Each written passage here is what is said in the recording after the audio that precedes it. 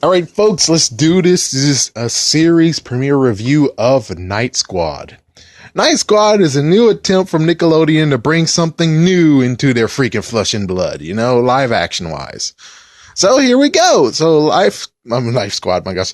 Night Squad, what we're doing here is we're following this one guy who actually doesn't have any lineage to being a knight, and he's going to attempt his way to actually become a knight. Kind of like Knight's Tale. William! Oh, man. Rest in peace, dude. Rest in peace, Keith Ledger. But still, I wish he stayed alive. It's like, come on, dude. You shouldn't have killed yourself. I would love to have seen a real-life Joker. That would have been awesome as hell. I know lots of people would be like, oh, no, man. No, you don't want that. Like, well, today's time, I would have preferred actually having him being around.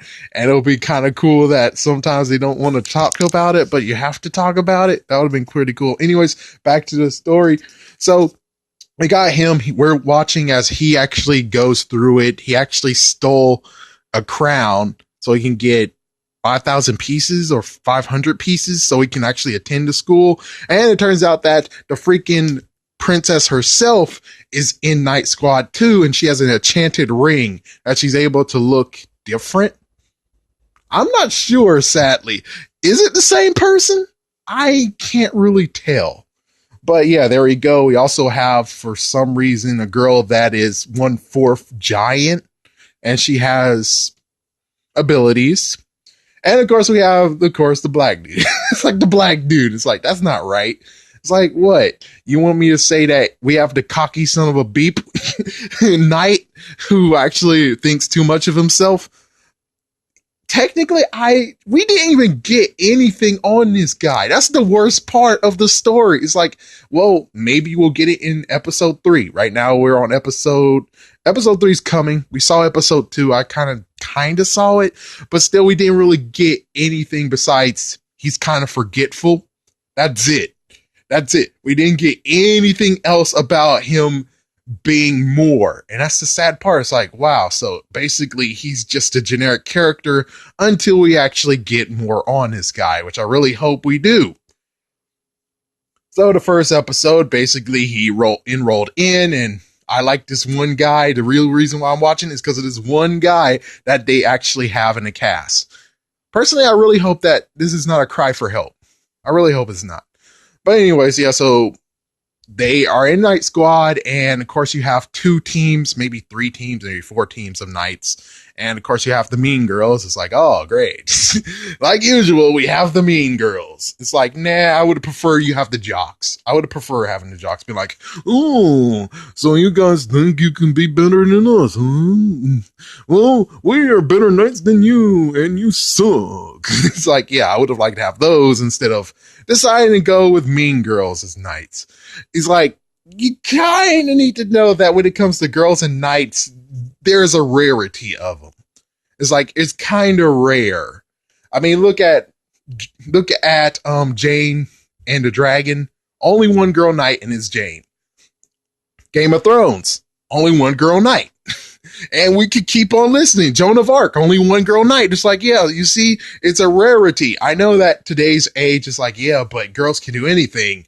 But if you really want to actually make things like knighthood, you need to know that there's only one girl knight, maybe 2.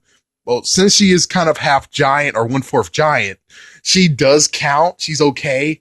But other than that, it's like, having 2 extra girls as knights is a little bit pushing it, but I guess we can let it slide. And oh yeah, Mystic Knights of Tildanog, only one girl knight. Actually, she wasn't even a freaking damn knight. She was just a princess.